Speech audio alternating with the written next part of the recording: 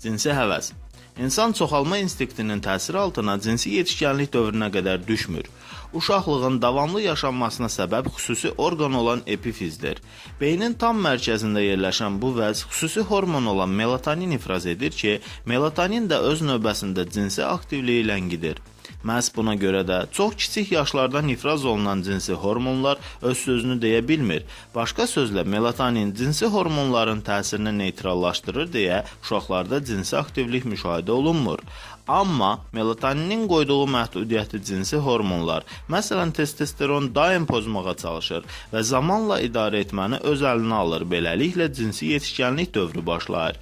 Bu yaş dövrü çətin yaş dövrü sayılır, çünki beyin instinktiv olaraq genomu yeni nəslə ötürmək üçün səfərbər olur və bununla tərəfdaş seçiminə start verilir. Seçimdə əsas amil cinsi davranış və yetişkənlik səviyyəsinə görə özünə uyğun əks cinsi tapmaqdır. Bu zaman cinsi hormonların səviyyəsi önəmli rol oynayır. Normada insan beyni çoxsaylı əks cinsin hansının cinsi hormonal pik səviyyəsinin özünə uyğun olduğunu təyin edə bilmək bacarığına malikdir. Bu qabiliyyətin çox maraqlı mexanizmi var. Belə ki, vomeronazal orqan adlanan burun boşluğunda yerləşən cinsi cazibəni duya bilən orqan gün ərzində 24 saat deyil, müvafiq sikllərlə işləyir. İş prinsipi əks cinsin feromonlarını tutmağa əsaslanır. Bəs feromonlar nədir? Feromonlar xüsusi qoxu olub insanlarda cinsi bölgədə və qoltuq altında ifraz olunur. Başqa sözlə, cinsi qoxu adlanan feromonlar heç bir halda gigiyenik qaydalara riayət olunmayan, yuyulmamış cinsi bölgədən və yaxud qoltuq altından gələn tər qoxusu deyil, feromonlar cazibə yedir. Bəzən olur ki, vomeronazal orqan iradi və qeyri-iradi olaraq aylarla, illərlə fəaliyyət göstərmir.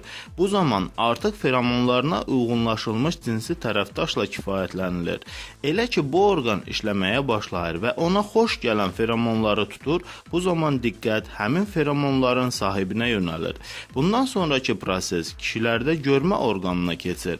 Cinsi hormonal mərkəzlə əlaqəli olan supraxiazmatik nüvəyə gözün torlu qişasından gələn siqnallar daxil olur.